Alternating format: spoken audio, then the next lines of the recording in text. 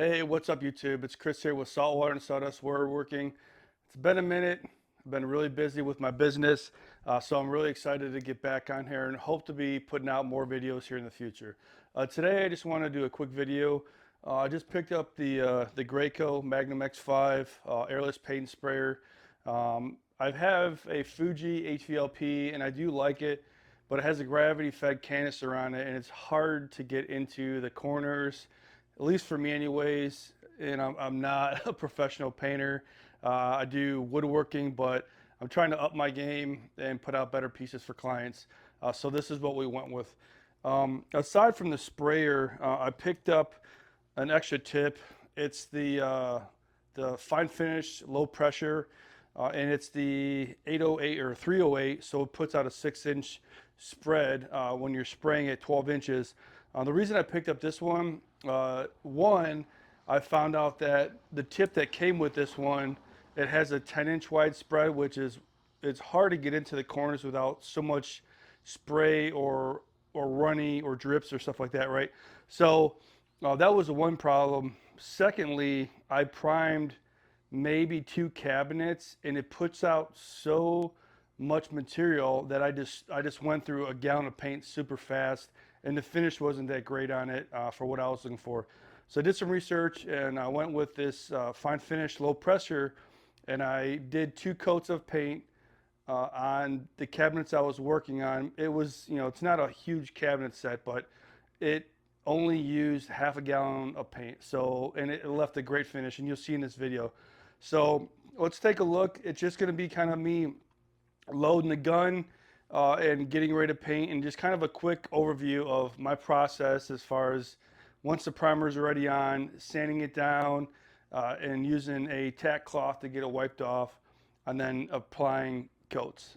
And for everyone that's watching the video, this is the stuff that I'm using. I'm using Behr Premium cabinet door and trim enamel. It dries super fast, and this stuff is awesome. I'm sure there's probably better products out there. So if you're a professional painter and you do a lot of cabinet paintings, like, please leave a comment down below.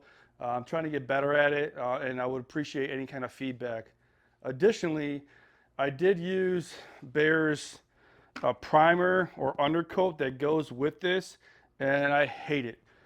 So I'm looking for something different to use for a primer. If everyone has any ideas of what they've used or would recommend, because here in Texas it's super humid right now. You could probably see me sweating. I'm in the garage, no fans on, so it is hot and there is humidity. So it's not ideal for painting. But this stuff, as far as the paint, is awesome. But the undercoat, it took 3 days for it to dry. It was still tacky, and when I was sanding it, it still was causing, it wasn't powdering up like it should be when you're sanding it. So I hope you guys liked the video. Again, just leave any comments below on what you guys would like to see in the future. Let's check it out. All right, let's get after it. So right now, I'm just prepping the spray gun. I'm using Behr's cabinet paint. It dries pretty quickly, dries pretty smooth, but I'm always looking for a different type of paint to try, but that's what I'm using today.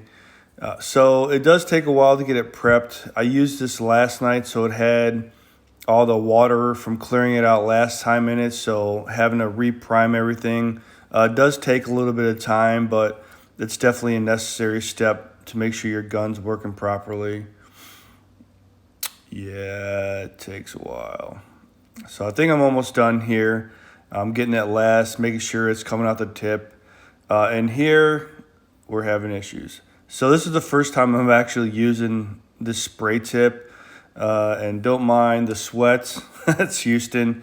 But kept clogging up. So the nice thing with these tips is you could just reverse them, clear them out, and then hit them up again. And I also had the pressure down too low, so it wasn't kicking on to allow the air to go through as much as possible to spray a clean line.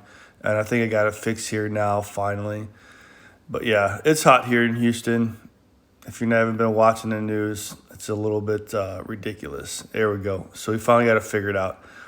Nice, smooth, clean pattern. No runs.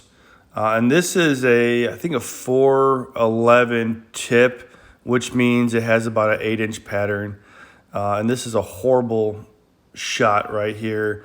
But just putting the initial first coat down of the actual paint. And then right now, after it dries, just take a fine grit sandpaper just to knock down all the bumps and get it all taken care of. So that way you have a nice smooth finish and it's properly sanded down for good adhesion. And then next thing you want to do is take some tack cloth, which I'm getting ready to show you. And these I just got at Home Depot, but wiping everything down with a tack cloth, it gets all that debris off. And then once you get all that wiped down, if there's any left over, just get compressed air or something, or your air compressor, just to blow it out and and make sure that there's no more debris on it at all. So here's a second coat going on. It went on a lot easier this time. Smooth lines.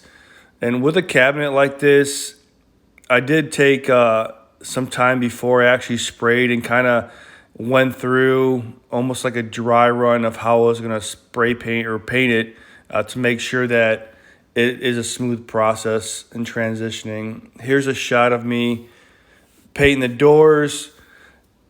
It's a pretty easy process. One of these days I'll actually get one of the Lazy Susan type deals, but for this it was perfect. And here's a shot of what it looks like. It went on really smooth, super fine finish, and it's no bumps, no orange peel. Hey, thanks everybody for watching the video. If you made it this far, I really do appreciate it. If you like the content, there's some type of value in it that you can apply in your own shop or help somebody else out, I really appreciate the thumbs up. Like and subscribe to the channel and spread the word, and let me know what you think about it and the content I put out, or if you want to see something different that you haven't seen done before, and we'll see what we can do. So everybody, y'all have a great rest of your week, and until next time.